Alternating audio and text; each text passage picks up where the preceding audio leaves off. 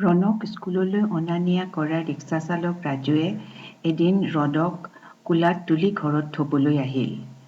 তাকে দেখি মাকে কিয় তেনেকৈ কোলাত তুলি আনিছা বুলি ৰাজুক প্ৰশ্ন কৰিলে। ৰাজুৱে জনালে যে গেটৰ কাষত ধপধপীয়া বগা কুকুৰ এটা শিকলিৰে সৈতে দৌৰাদৌৰি কৰি আছিল। ছোৱালী এজনী আহি পিছত কুকুৰটো ধৰিলেহি। তাকে দেখি ৰণ বাবা ঘৰত নোসোমোৱা হ'ল নহয়, সেইকাৰণে দাঙি আনিছোঁ। ৰাজু যোৱাৰ পিছত ৰণৰ কথা আৰম্ভ হ'ল। সি মাকক জনালে যে কুকুৰটোৰ নাম ডিয়াগো। বাজনীক সি সুধিছিলে, ডিয়াগো মাৰাডোনাৰ নাম ৰাখিছা নেকি? সি ফুটবল ভাল পায় কাৰণে ৰাখিছা। ছোৱালীজনীয়ে ৰণৰ কথা কোৱা ধৰণটো দেখি খুব ভাল পালে।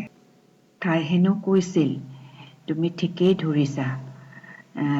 তাই ৰণেও ফুটবল খেলি ভাল পায় নেকি বুলি সুধিছিল।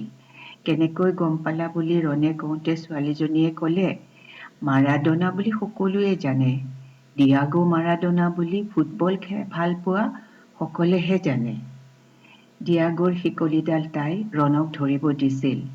ডিয়াগো নামৰ কুকুৰটোৱে তাক ৰঙা জিভাখন বাৰে বাৰে উলিয়াই দেখুৱাইছিল। কি ব্ৰীডৰ সুধিবলৈ থাকি গ'ল। দাদাই দাঙি ননা হ'লে সুধিব পৰা গ'লহেঁতেন বুলি ৰণে আফচোচ কৰিলে। শেষত ক'লে, মোৰ লোলা ডাঙৰ হ'লে কেনেকুৱা হ'ব বাৰু?